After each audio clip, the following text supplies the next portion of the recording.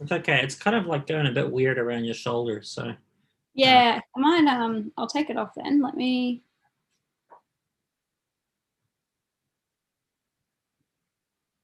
it's okay. It's kind of like going a bit weird around your shoulders. So Yeah, I might.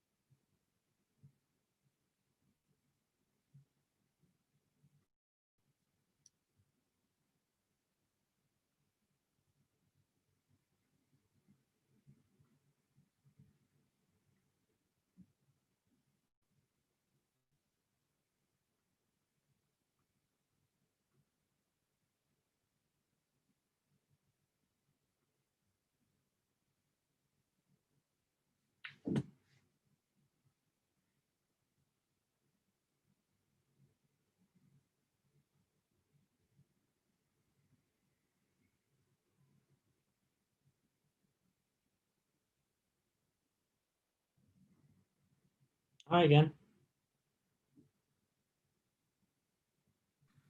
Is that better? Is that okay for a background Yeah, setup? it was a little bit wonky with the virtual background. So Cool, easy. good. And do you know how many people you've got for this session? I think there should be. Well, there's 40 signed up, so we'll Great. see how many show up. And we are recording it. I don't know if we explicitly discussed that, and so people will be able to view it afterwards. 4 p.m. Okay. I'm trying something out here with streaming it via YouTube to the platform, but it's really weird. Like, I don't know if you've ever done any YouTube streaming from Zoom. Yeah. But I have no tips for you.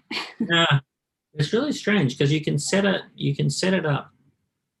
Like you can only do it so it's streaming out right now, but obviously we don't want to stream what we're doing right now, right? We want to stream it when it's kind of like the official time, but it doesn't let you kind of delay the start.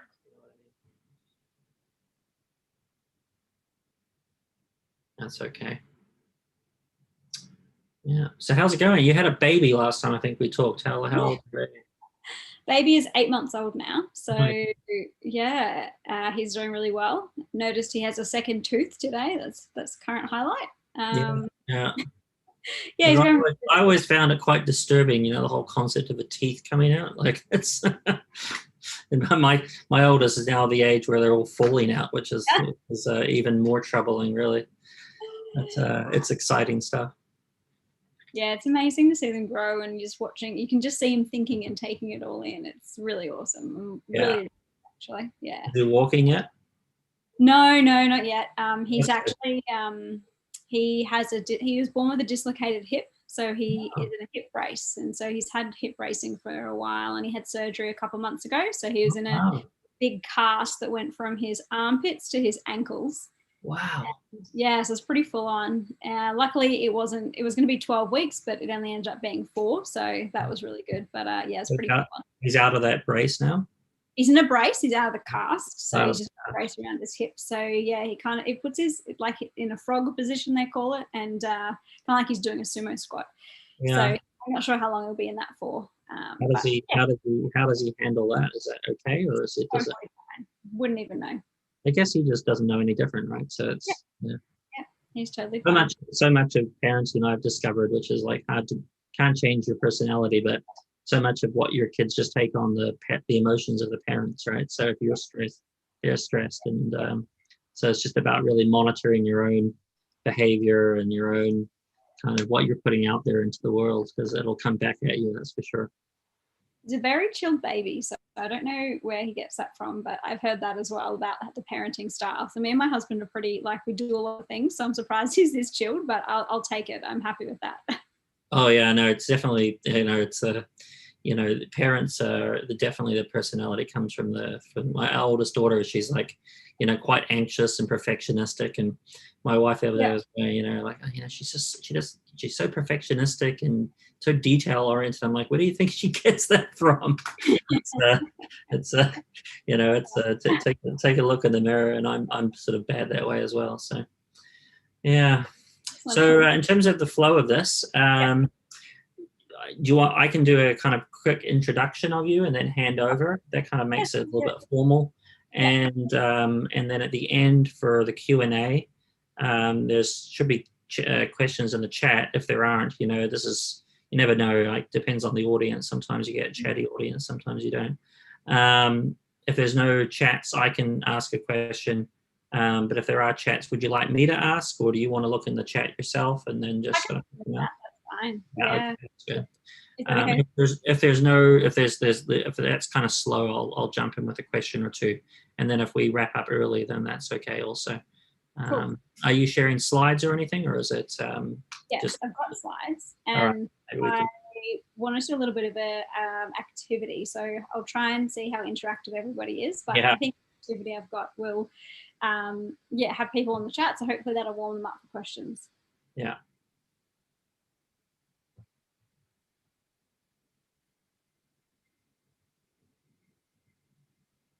Okay, so your activity is using like a Mentimeter or something like that, is it? It was more like me asking them questions and then they pop the answers in the chat. Oh, pop the answers in the chat. Okay, sure. Yeah. Yeah, that's fine.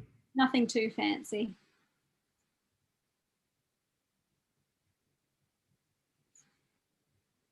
Okay. So get this set up here. And are people dialing in from all across the world, or is it mainly in Asia and Hong Kong? Mainly in Asia, yeah.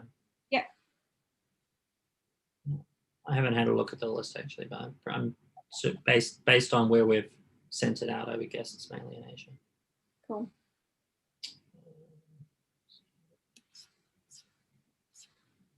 What's the situation with coronavirus restrictions and stuff where you're in Brisbane right now? I heard that they've come back a little bit in Brisbane. Yeah, we had a mini lockdown. It was 3 days, and then things opened up, and then there's mask wearing at the moment. So I think the mask wearing will drop off soon. But yeah, I've got to go. My husband's surgeon is in Melbourne, so I'm going there next week. So hopefully all things, nothing kicks off again, and I can travel to and from. Yeah. But there's still border closures between New South Wales and Queensland.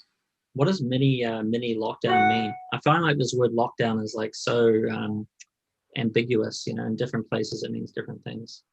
Yeah, well, in Brisbane it was you couldn't go outside your house for they talk about 4 main reasons. So it's like exercise, food, medical reasons, and to care for someone. So if you're an essential worker, then you can go, but they're the reason. So is that actually enforced to people? Because I can't imagine Australians staying inside even if that's the rules.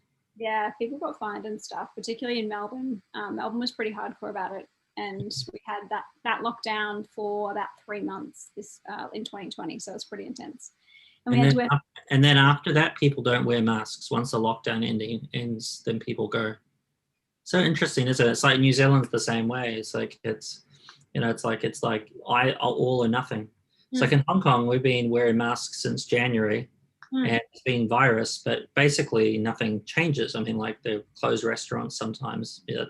More or less, life goes on. So it's just really interesting seeing how different places manage it differently. Yeah, super interesting. Yeah, the masks, like people are definitely wearing them in Victoria, particularly outside. It's still, or in like public transport, it's a thing. But yeah. Hopefully not. I think the inside. Yeah, it's incredible after more than a year now of this virus, and there's still like major disagreement about even how it spreads and where you should wear masks, where you shouldn't, and what are good strategies for containing it. It's really quite amazing. Yeah, my cousin lives in China, and he's like, we just normally wear face masks, like if you're unwell, like it's just.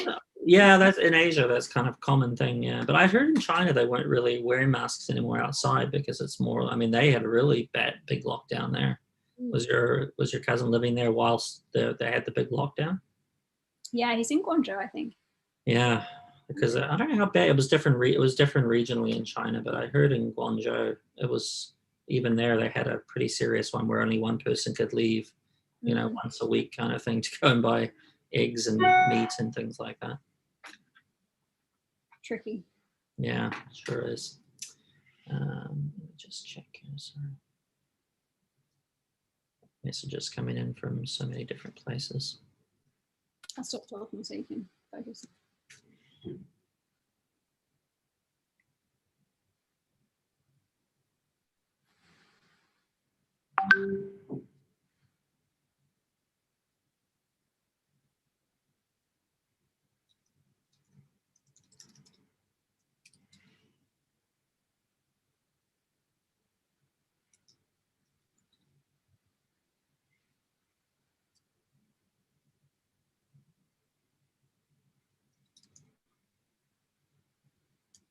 Just check I can share my screen. Yeah, I better test that. Yeah.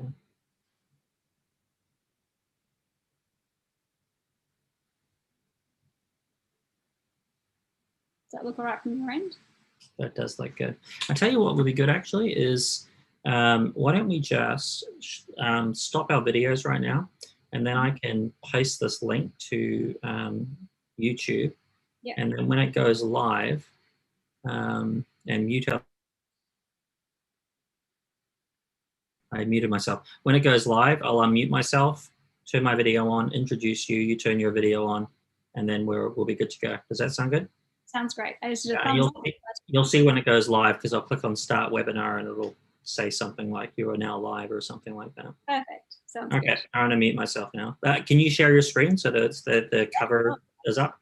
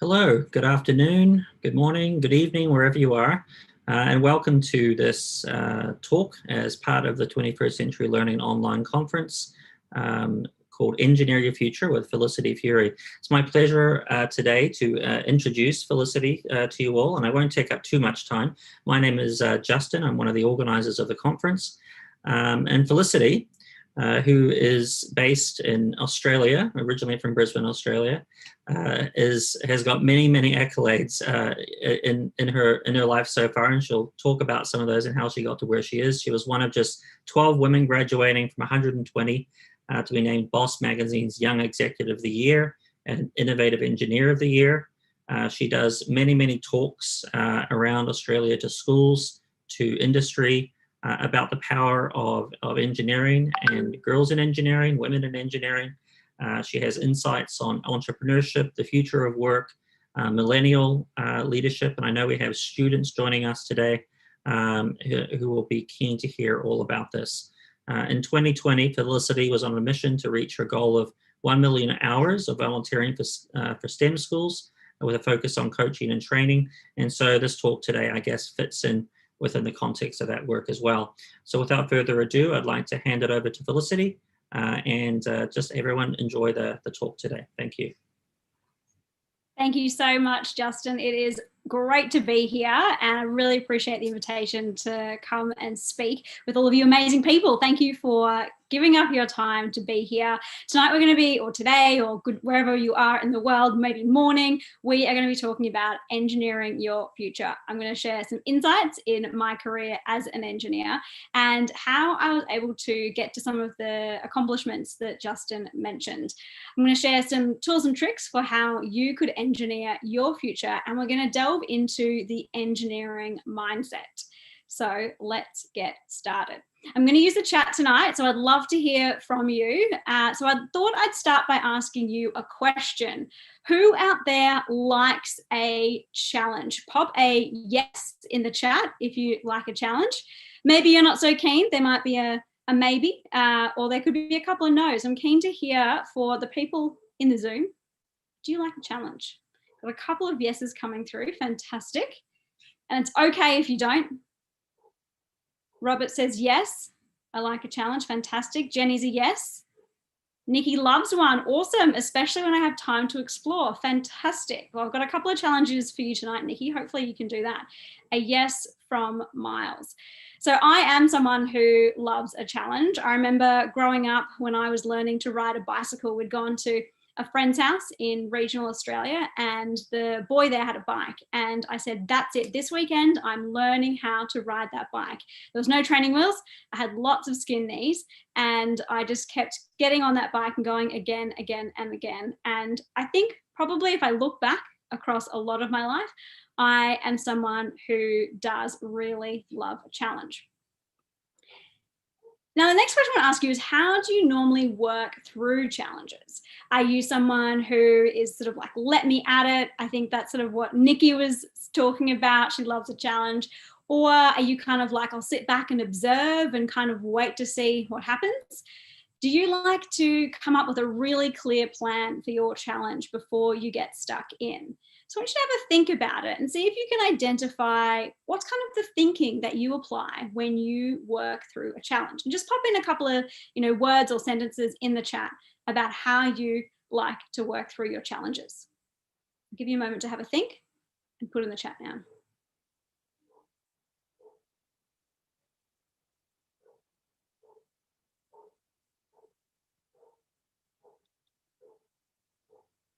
Breaking up into smaller parts is one suggestion, great, and trying solving the individual parts, fantastic. Got stepping back and improving perspective. That is a great way to have a look at it. Looking at all different perspectives is really valuable and helpful when addressing a challenge.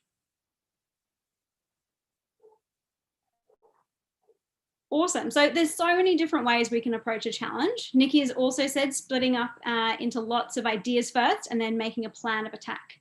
But often I'm easy to change directions if need be. I think I'm like you, Nikki. I get distracted and often change direction. So there's endless possibilities. There's millions of ways that we could approach challenges. Now, some of the ways we approach challenges could actually help us, or they could kind of get in our way. And I kind of like to think about it like a game of snakes and ladders. There are ways that can improve how we work through a challenge, and then ways that can sort of detract from us solving it. So some of the ways that could help us are reframing our perspective. You guys have already identified that. Knowing your destination, knowing where you want to end up. Choosing to be a leader in those challenging moments. And I could go on. There's lots of different ways that can help us get through challenge. There's also ways that, like I said, can hinder our progress in a challenge. Some of them are if we don't have a great approach to dealing with failure. Maybe we've had a big challenge before and we're not quite sure what's going to happen, how we're going to deal with it. And we might kind of take on a smaller challenge because we've had a really big failure before and we don't want that to happen again. Or we might be scared about what is going to happen and how it's going to end up. Now, when I was growing up, this is me on my first day of year 11. Actually, I'm in the house I'm in right now. I've been at my mum's place for Christmas. This photo was taken out the front, and my sister was going on to her first day of year 8. And I really wasn't sure what I was going to do when I finished school. My parents said, pick subjects you enjoy. So I ended up with a combination that was a bit unusual. I loved art. I loved ancient history. I loved physics. They were my favorite 3 subjects. I also did biology, maths, English, and religion. And I didn't know where that was going to end up. I just knew that's what I really enjoyed. So fast forward to the end of year 12, and I'm wondering, what am I going to do when I finish school? Thank goodness I had this amazing teacher, Mr. Adamson. He still works at the school that I went to, All Hallows in Brisbane, Australia. And he suggested that I do engineering. Now, when he said engineering, I thought, no way, engineers are really, really smart. I kind of got average marks. I'm not the smartest person in the class. I'm pretty sure engineers are really smart, so it can't be for me. I also thought engineers sat down and did maths calculations all day, and I really didn't like maths. I thought it was really boring and never knew when I was going to use it. But it got me thinking, I wonder why he suggested engineering. I got a bit curious about it. I looked into it, put it as my 5th preference for university, put arts and or science first, and then guess what I got into? Straight into engineering. So I thought, okay, I will go with it. I remember walking into my first class. It was an old school lecture room, kind of like this. We had to walk across the front of the room and then up the stairs in the middle to find our seat. And I was running about 10 minutes late. I opened up these big timber doors and I looked in at the sea of faces. I went to an all-girls school, and this classroom looked very different from my classroom at school. It was full of blokes or men, and I wasn't really feeling that comfortable. I didn't really feel like I belonged. So I went all the way at the back and took a seat. My first year of engineering was really hard. I actually failed maths. I failed materials engineering, and I wasn't sure if it was for me. But then in our second year, we did this subject, which was all around creating a housing estate. So we had to figure out where all the houses should go and where all the roads should go.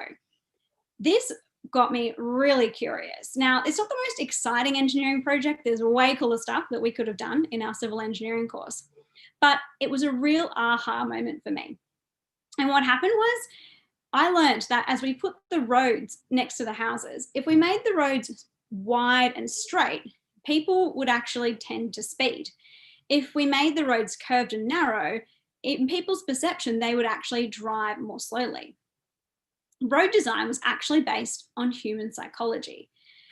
I had this moment where I realized everything we design as engineers is actually for people. And all of that maths that I didn't like, actually it can help me solve problems for people. And that got me really excited. And from that moment on, I fell in love with engineering. I graduated from university here in Brisbane, and I got a job as a project manager for Brisbane City Council. There's a picture of me in one of the tunnels that council was building a number of years ago. I love being able to go out on site and seeing how I made projects happen, how the designs and drawings that we looked at the office actually came to life. I got to work with the community and had incredible experiences speaking with them and actually having them understand the importance of engineering. I then moved to Sydney and worked for a design consultancy called Arup.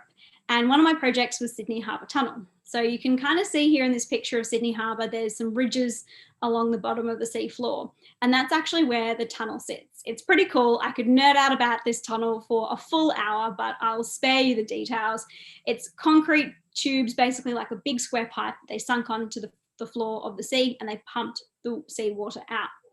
This is a really interesting project. The tunnel was already built and my job was to lead a team to work out if the tunnel was performing correctly, if the design was still in good shape and the tunnel was a-okay. So don't worry, it's all good. You can still drive through the Sydney Harbour Tunnel today and it will last for a very long time. After some time in Sydney, I moved to Melbourne and worked on the Westgate Tunnel project amongst other projects. Again, this is great to be able to see designs come to life, and my role was as a design manager. And that's the most amazing thing about engineering. You can live in all different places, work on all different projects, and the whole time you're solving problems and solving challenges. There was one big challenge that I just couldn't figure out. As I looked around the workplaces that I worked, I noticed that there was not many people like me. In Australia, there's only 12% of engineers who are women. And I know it's similar with other countries around the world, the UK, the US.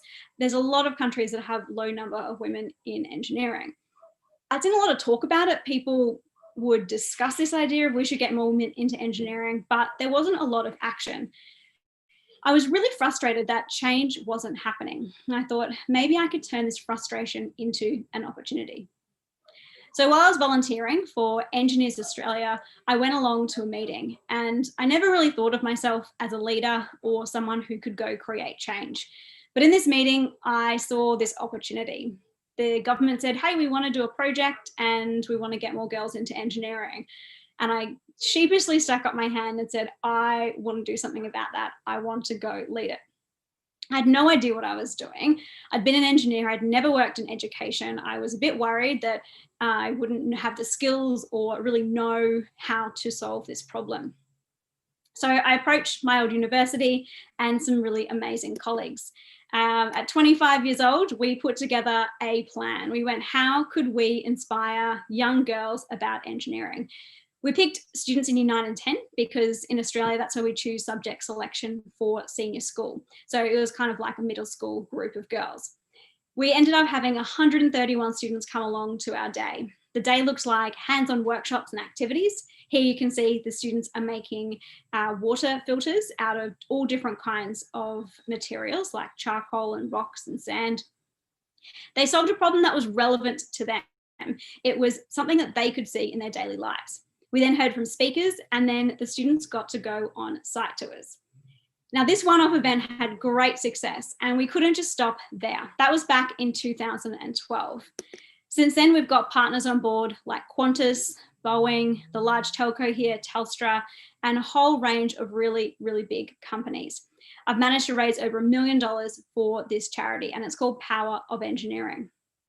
So we've run over 130 events, reached 10,000 students across Australia, and we've been in 7 states, nearly across the entire country. 77% of our students have changed their mind about engineering from a no to a yes, which I think is pretty exciting. I thought if I could just be like my teacher, Mr. Adamson, who inspired me, that would be really, really cool. And so we've been able to do that with thousands of students. Probably the best thing to come out of this program is Adele's story. She's one of a number of girls who came to our events in 2012. And 2 years ago now, she graduated from a degree in engineering. And she said that coming along to the event inspired her to go down this pathway.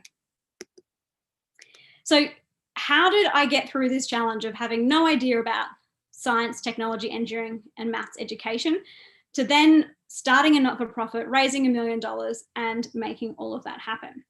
I think the biggest help for me working through this challenge was actually thinking like an engineer. I didn't realize that there was this different way of thinking and approaching things until I got out of my industry and started talking to other people. So tonight I wanted to share with you a little bit more about how to think like an engineer and how you can use this technique to solve problems for yourself and get through challenges. So between the problem and the solution, it's kind of like, reminds me of Viktor Frankl's between stimulus and response. There is a pause. Between a problem and solution, we have the engineering mindset and this approach of thinking. So how do engineers think? What are these approaches? So I kind of like to think about it like the two different parts of the brain. The first part is the left-hand side of the brain. And I think often engineers might be lumped into this basket thinking that this is the way engineers are. I know when I tell people I'm an engineer, sometimes people say things like, oh, you can communicate. I didn't think engineers could. Or you're not staring at the floor, which happened to me the other week. Someone said, you're not staring at the floor. Most of the engineers I thought would, be not very social people. Often people think of engineers in this kind of bucket, the left-hand side of the brain. So the engineering mindset is analytical, so figuring out how things work, processing problems, thinking through ideas, being data driven. So it's important to make the right decision and come up with the right design to have all of the data. Systems thinking. We don't just think about one part, we think how does it fit into the whole system. So with the Sydney Harbour Tunnel, for example, we weren't just thinking about the tunnel as it is on the ground. We're thinking about cruise ships that come into the harbour. We're thinking about the train line which runs nearby. We're thinking about this idea in the whole system. Then structure is really important, that really approach to detail and thinking to step through ideas. And then logic. I think engineers can often be quite logical, and this really helps us come up with great designs. But engineers aren't just one side of the brain. We also have a lot of right-sided brain attributes as well when we're thinking. We have to be creative, think of lots of different possibilities, lots of different ideas. We need to be intuitive. And this is something that really surprised me when I became an engineer. You might think it is just the calculations, but we talk about something called engineering judgment. So you take your years of experience, you take the design standard, all of the rules that you need to apply, but then you also think about it in the context of the project, in the context of the community, and in the context of people. And really designing for people is the fundamental number one thing that we do as engineers. So it often takes some intuition rather than following the rules black and white. Engineers are adaptable. We often get all kinds of situations thrown at us, like we might be digging up for a road and find that actually the dirt in the road, underneath the road is not what we thought. So we need to adapt to a lot of change. Imaginative, thinking of things that haven't even existed yet. We're often inventing new things. And finally, resourceful, using lots of different resources to come up with a solution. I'm not sure if you've seen the Apollo movie where they're in space, it's broken down, they need to get back to Earth, and they literally have, a box of materials that they can fix the spaceship with. And the team down on Earth is scratching their head thinking, how are we going to do this with the resources that we have? So often we're quite constrained and limited in our resources. And so the engineering mindset is both of these things. It's not just the left, it's not just the right side of the brain, it's both of those things working together to come up with solutions. The Royal Academy of Engineering produced this fantastic report, and I would absolutely recommend it if you are in the STEM education field. They talked about what is this engineering mindset, and their perspective of it is engineering mindset is making things work and making things work better, which I love. And their engineering habits of mind are just gold. They talk about systems thinking, adapting, problem finding, creative problem finding, visualizing, and improving. So I think all of those things would help me when I'm thinking of new ideas and how to solve challenges. So I want to give you a practice at your engineering mindset. So we're going to take a couple of those elements and just do a quick exercise now. So the first one is being resourceful. So imagine that you have arrived in India, you don't have a passport, you don't have a phone, you've literally got the clothes on your back, you've got no wallet, and you need to figure out how to get home. Now, normally I do this exercise with people in Australia, so often it would involve a flight or some kind of transport. You might be able to get lots of different transport options around Asia, but I want you to think, what resources would you draw on if you were stuck in India? Pop your answers in the chat. How would you be resourceful to get out of that tricky situation? So you've arrived in India, you've got nothing but the clothes on your back. what resources would you find and use to get out of that situation?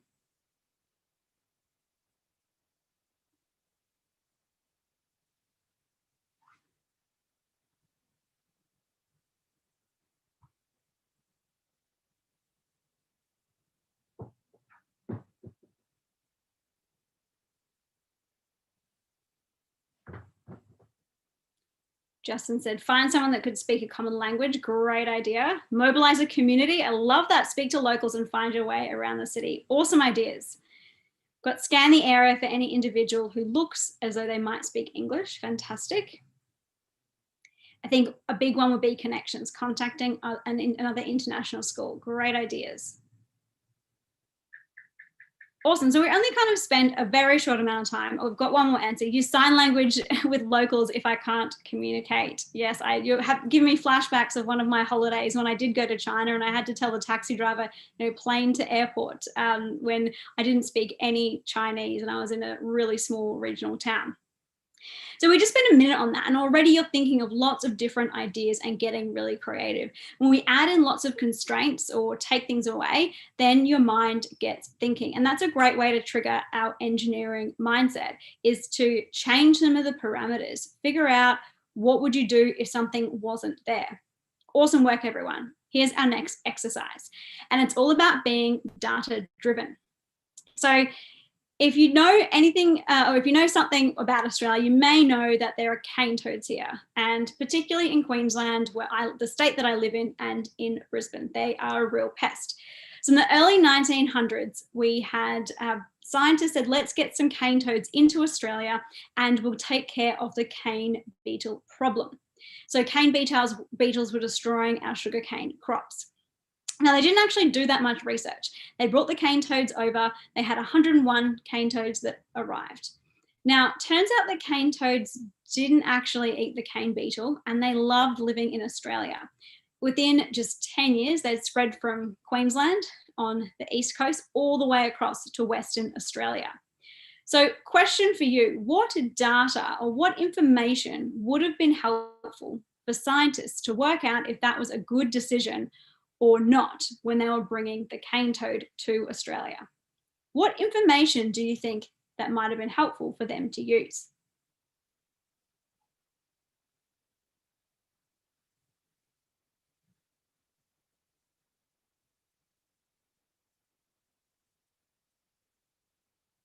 Just pop your answers in the chat.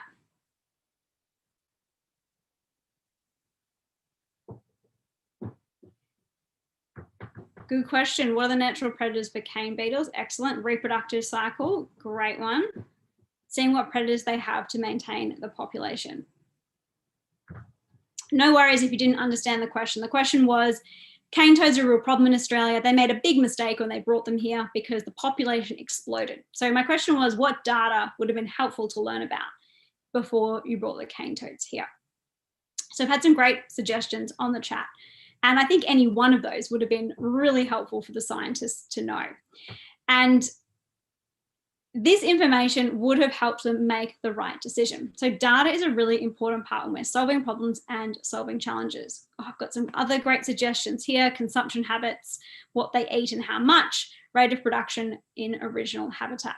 Yeah, so these cane toads have been really successful in Hawaii and South America, and in Australia, they didn't have any predators, and that's what enabled that explosion to happen in the population. And I love doing this exercise with students because they start to think of all these ideas, and their ideas often do have a STEM background. They're using things like biology, exponential growth, and mathematics, and within just a few minutes of them working out what solutions they could come up with, they're thinking of pieces of data that could be really helpful. So I love this one as a thought starter to get people and students thinking about data that could be used and to switch on their engineering mindset. Awesome work, everybody. Now we have our last exercise, and this is probably my most favorite one. It is a challenge. I'm glad you all said that you like challenges. It's a bit of a tricky one, and I'll give you a bit of an insight into what we're going to be doing. So it's all about the logical part of the engineering mindset. We know that driverless cars are getting designed, and it would be awesome if we all had one. You know, it's 2021 now. I thought they'd be here by now, but they're not. Probably would be out of a job as an engineer designing roads. But your job now is to program a self-driving car. Now, this program isn't too complicated. You've got either left or right are the two options that you're going to pick. I've taken this exercise from The Moral Machine, which is put together by MIT. You might have heard of the trolley problem, which is a philosophy problem, and it's very similar in the way that it works. So you are going to work out what the car should do, and you might feel a bit uncomfortable. You might have, I don't know, lots of different feelings going on. I know I do when I have talking about this problem. So let's go. So what should the self-driving car do? Should it go straight ahead and run into 2 cats and 2 dogs? Or should the self-driving car swerve and unfortunately hit the woman, man, and 2 athletes? Now, this might seem pretty extreme, but these are some of the things that engineers have to think about when we're designing things. So pop in the chat, would you choose the image on the left or the image on the right for your self-driving car?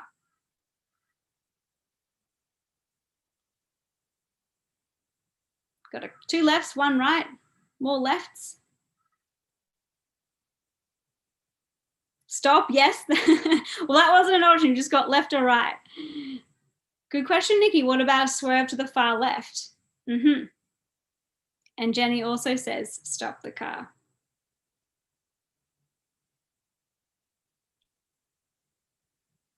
Good, yeah, good point. So maybe the cats and dogs could move out of the way because they might see the car coming. Okay, next challenge. Oliver says middle. I love it. You guys are getting creative already. This is awesome. This one's a bit more tricky. So what should the self-driving car do? Go straight ahead and into the barrier and unfortunately injure and / kill a man, female athlete, large man, doctor, and a boy? Or should the car swerve and hit the baby, the male CEO, and the elderly man? Give you a minute to think about it and then pop in the chat what you would do.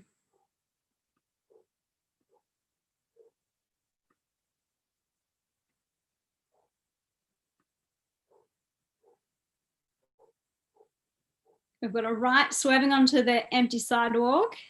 Excellent. A right, turn the car around.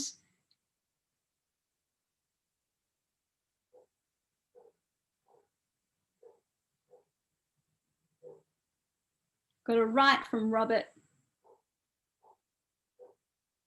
Nikki says left is the technology in the car will hopefully lessen injury. Great point. Now you might have noticed that the pedestrian crossing here was red. Did anyone notice that? And did that change anyone's decision about whether they said left or right? Pop in the chat if it did. Or maybe you didn't notice it and pop that in the chat too. I'd love to know.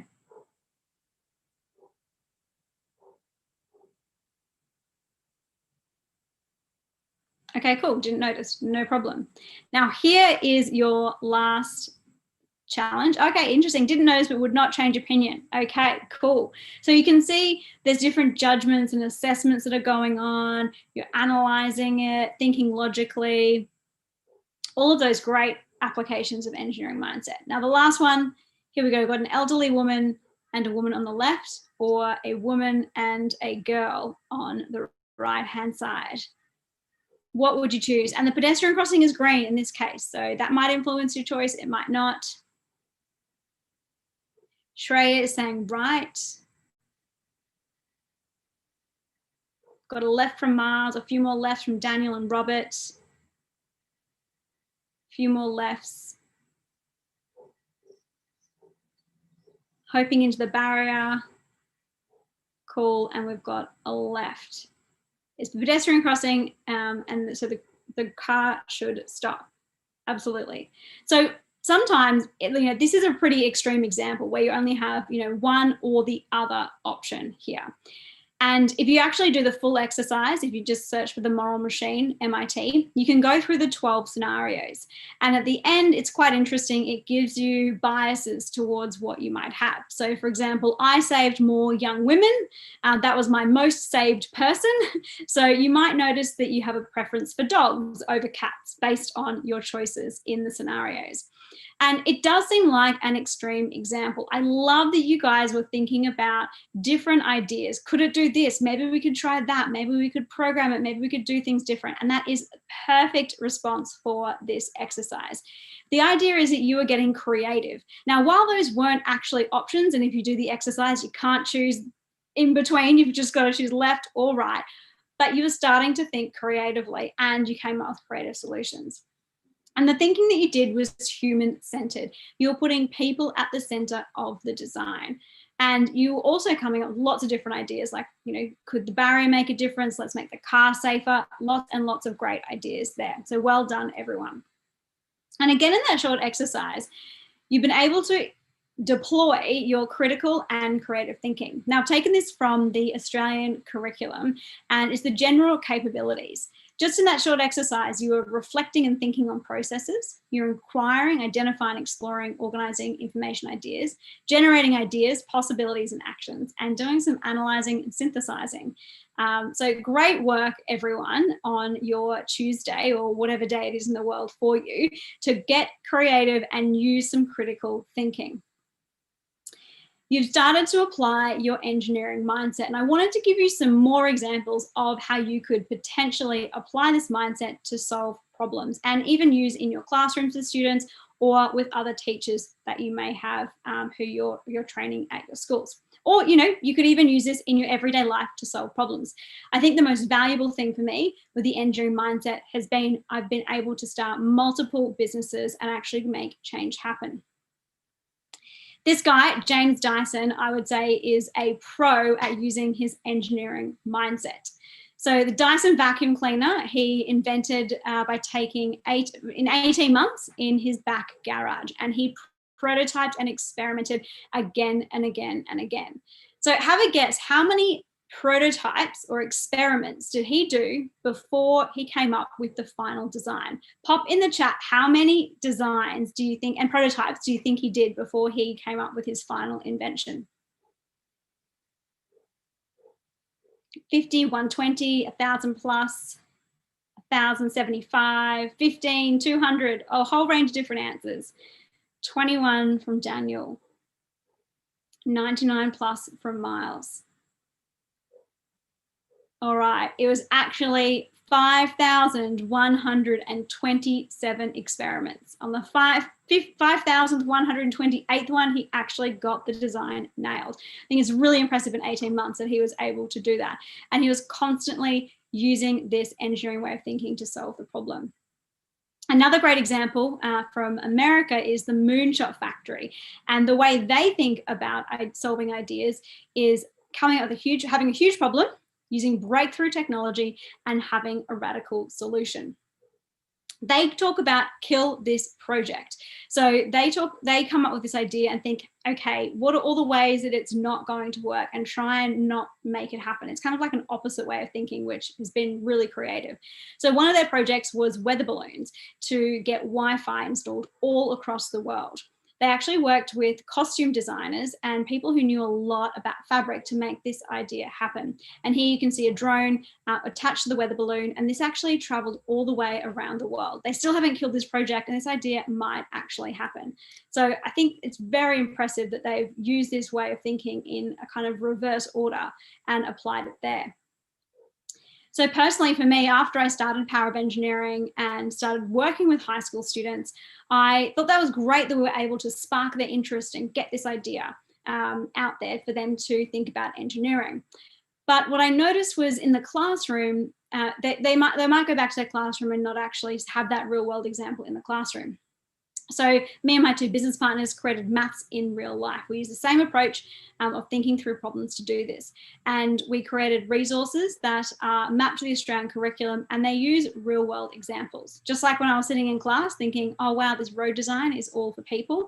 That's what we do for students. So we have real world scenarios that are things like take your band on a world tour, or it could be your town is running out of water. How do you know there is enough water supply left? So they're doing jobs and careers in using maths, how they would use maths in their real life.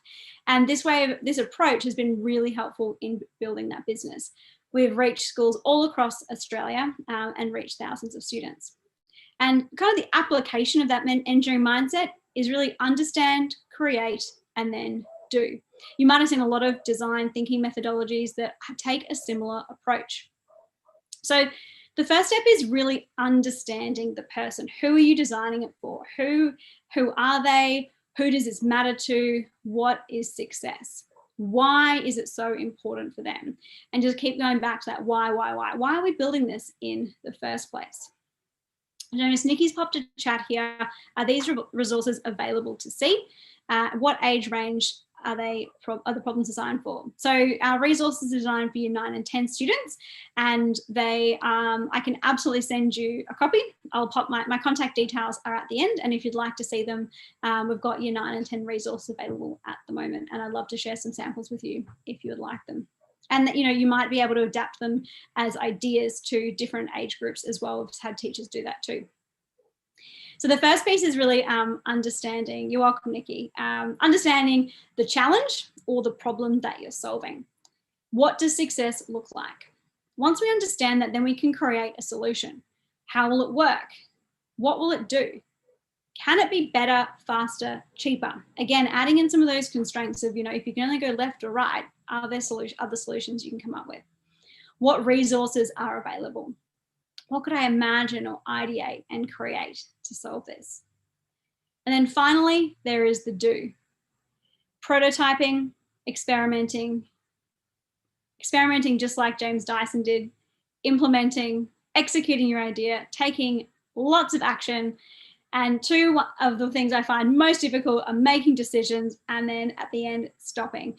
Often I think it can be like a piece of art, you know, keep working on it, creating it, and keep on massaging the ideas, but at some point we need to make decisions and stop. And I think engineers are great at actually making the call and stopping, because we've got to build it at the end of the day. So that's the framework I use to apply that engineering mindset. So where could you use an engineering mindset? You might have some new resources you want to create that are relevant to the real world. You might be solving a challenge at your school or at your workplace, or it could even be in your family life or to create a business. I think the best way to use an engineering mindset is to solve a really big problem, like getting more girls into engineering. So the 3 things that I'm using my engineering mindset for is working on these 3 numbers: 2%, 12%, and 29%. 2% is the number of businesses that get investment that are led by women. And with our Maths in Real Life resources, we were fortunate enough to be one of those businesses that got investment. And I was shocked at the number, the very small number of businesses that were actually led by women that got investment. 12%, you heard me mention this number before. That's the number of engineers that are women. I just think it's crazy that we don't have diverse people designing our world. Women are more than half the population, and so we should be creating the world around us and designing it. And the last number is 29%. My latest venture is launching a leadership program, as Justin mentioned, getting the word out there, getting more diverse leaders. And we only have 29% of senior leaders globally that are women. I just think these numbers seem shocking for 2021. So I'm using my engineering mindset and my engineering skills to solve these big problems. So I'd love to know what challenge that you will take on. Where will you take your engineering mindset? You can find me at felicityfurey.com. Add me on LinkedIn. I'd love to connect with you online. My email address is on my website. It's just felicity@felicityfurey.com. But yeah, if you go to my website or reach me on LinkedIn, I can provide some of those samples like Nikki suggested earlier. That wraps up the engineering mindset and engineer your future. I'd love to take questions and answers now. We've got about 20 minutes left. So just pop in the chat if you've got any questions. I'd love to answer them. Or even share the challenge that you're going to take on. Share how you're going to use your engineering mindset. I'd love to know what your takeaway from tonight or today or the morning. I need to remember that we're all in different time zones.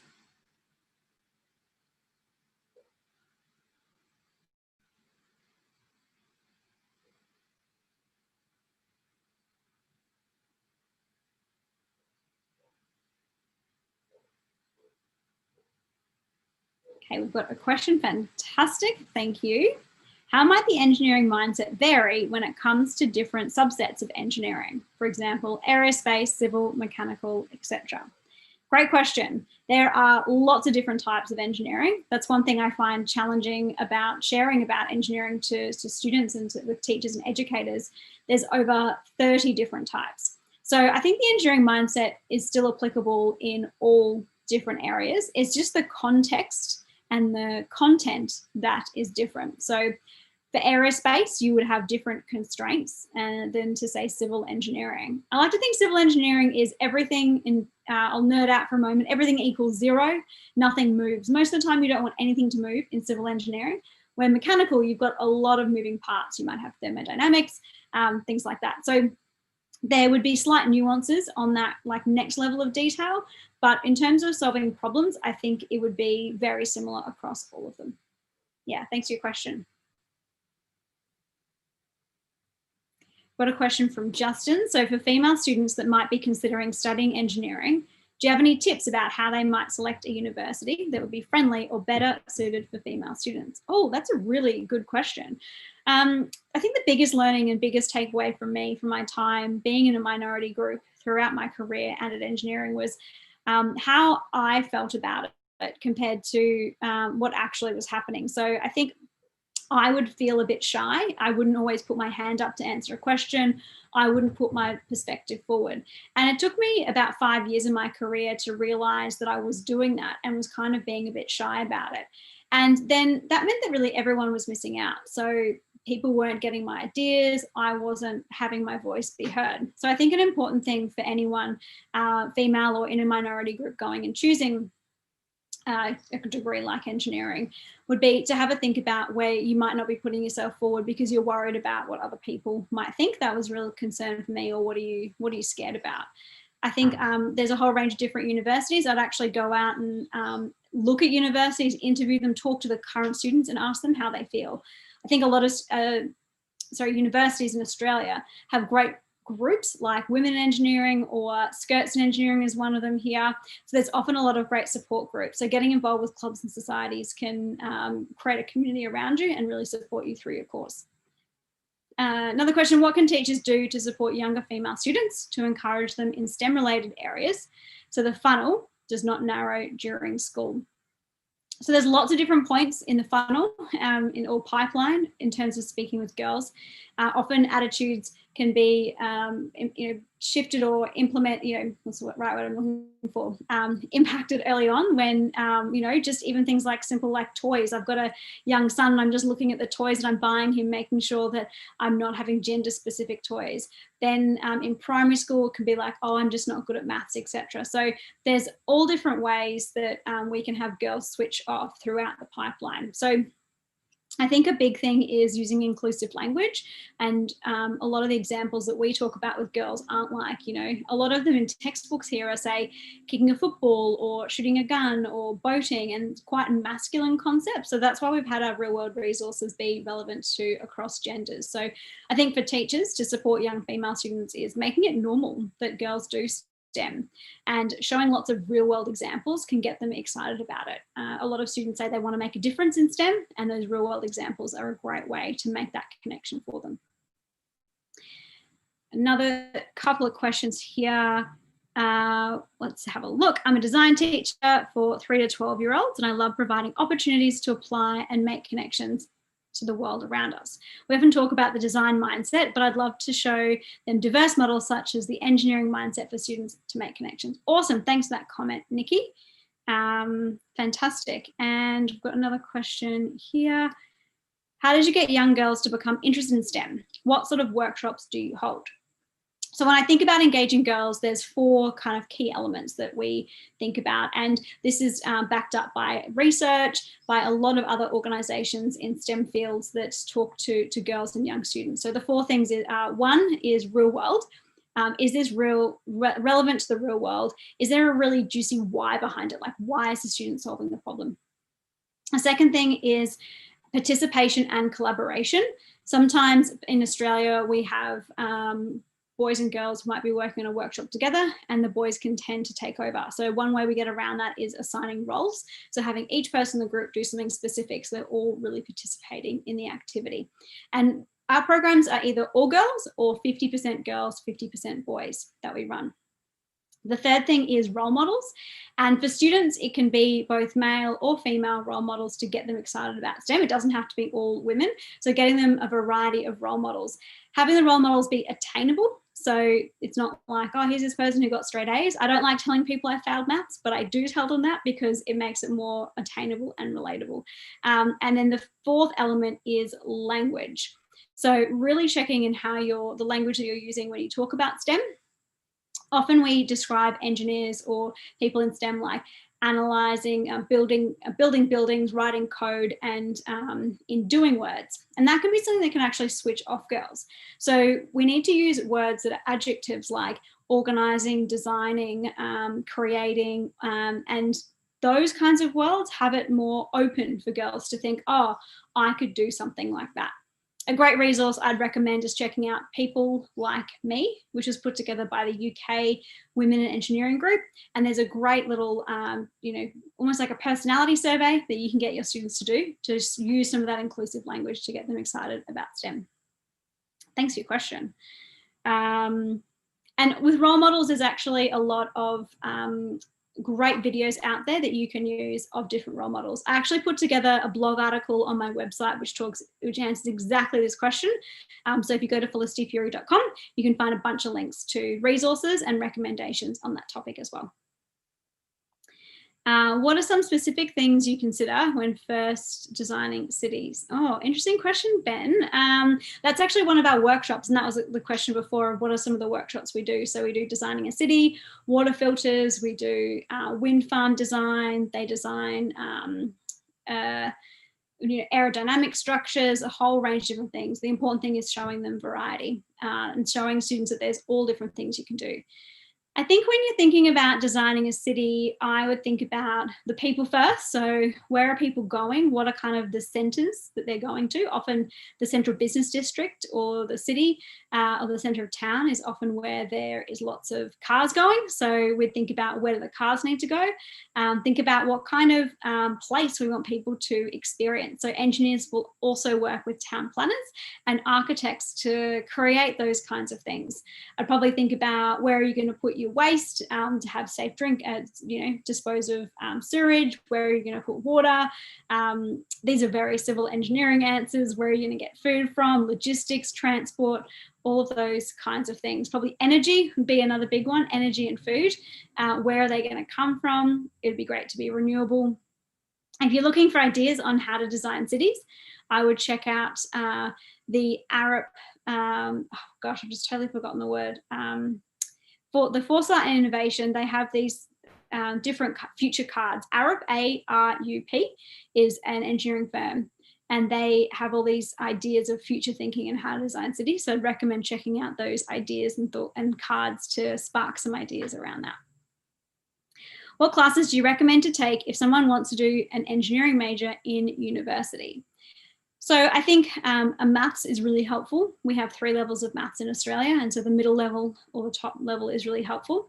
I think physics is is good as well. I didn't do chemistry. Sometimes I wish I did, but I'm happy that I had art and history, because art and history actually taught me how to analyze, and that was really, really useful for when I had to write engineering reports. I was quite surprised how much engineers communicate. It's a really, really big part of what I do as an engineer. So I would actually say a combination would be helpful, having some of those humanities or your English, as well as some of your sciences. I think doing pure science is great. If you love that, you should do that.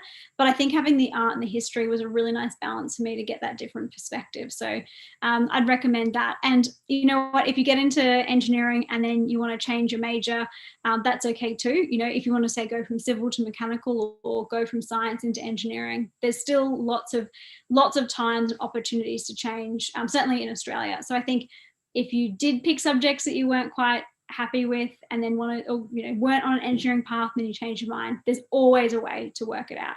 So had a friend at school who did a double degree, who did all English subjects, did no physics, didn't do the maths, and then got into that, into engineering, actually a double degree in engineering and Chinese, and she loved it. So there's lots of different pathways out there.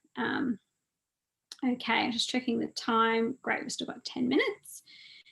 In engineering, are the constraints given to you or you must find them yourself? Great question. So often we do get constraints given to us. The usual ones are things like your budget and the timing. So particularly if it's a big government project, they'll go, we want it done by this time, we've got this much money. Often those are key constraints that drive our projects.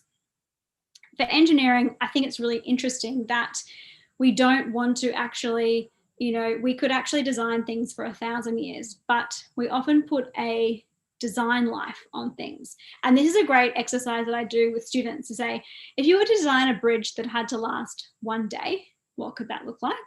If you had to design a bridge that would last 100 days or 100 years, how would that be different? So once we start to change the time it's supposed to last for, it can really change our design and what we're doing.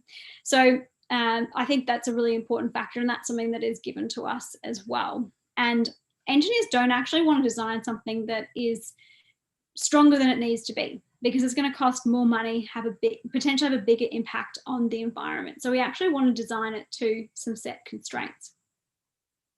So a lot of them are also given to us ourselves, because you kind of get given part of it. And then as the engineer, you have to use your engineering judgment, work through the different solutions and actually come up with some of the constraints. And often you're going back to your client if you're designing it saying, is this what you meant? Is this the kind of, you know, constraint that you want to have? Or do you realize if we do these things, it might have a constraint over here? So it's really the job of the engineer to work all of that out. Great question. I'm loving these questions. Well done, everyone. Generally, what sort of job opportunities come from studying engineering courses in university? Well, the stats on STEM jobs are mind-blowing. You know, 75% of the fastest growing jobs require STEM skills. And I think engineering can really take you anywhere. So personally, I've worked as a civil engineer. I've worked designing things. I've worked on construction sites. There's lots of job possibilities within my field of civil engineering. But I've also been a project manager. So I've been able to lead whole project teams. And then engineering has helped me start my own businesses. Often graduates go into roles like finance or into banking. They might also go into business management roles, asset management. There's just so many different careers that you could go into. If you have more of a tech background as well, you might be inventing or creating things. Like James Dyson is an engineer, for example. So the possibilities are really endless where you can take it. So I think that's really exciting about engineering. What other activities should high school students interested in engineering take part in, other than just taking subjects like math, science, etc.? Ooh, these are excellent questions. Thanks so much for all of these. So I think there's some really great ones, like in Australia, where you design your own Formula One car, for example, or you might get involved with a group like Engineers Without Borders. And they're great communities to be involved in because you are applying your engineering thinking. I think sometimes at university, the engineering can be quite theoretical and you might not actually have those applications. Some of those, Engineers Without Borders looks a lot at humanitarian engineering.